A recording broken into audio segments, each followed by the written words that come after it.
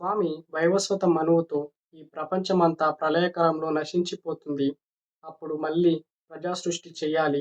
అందుకు నువ్వు భూమి మీద ఉన్న విత్తనాలన్నిటినీ మూటకట్టి నీ ఆశ్రమంలో సంసిద్ధంగా ఉండమని చెప్తాడు.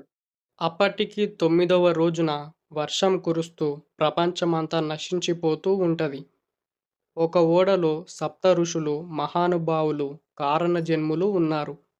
అటు వైవస్వత మనువు విత్తనాల మూటతో ఆ ఓడలోకి ఎక్కాడు.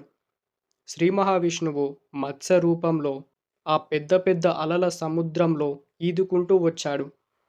ఒక పెద్ద ముక్కు తోకతో ఉన్న భయంకరమైన మత్స్య అవతారం. అప్పుడు సర్పరాజు ఆయన నుదిటి కొమ్ముకి అలాగే ఓడకి చుట్టుకోగా ఆ ఓడలో ఉన్న వాళ్ళందరినీ ఒక సురక్షితమైన చోటుకు తీసుకొచ్చి రక్షిస్తాడు.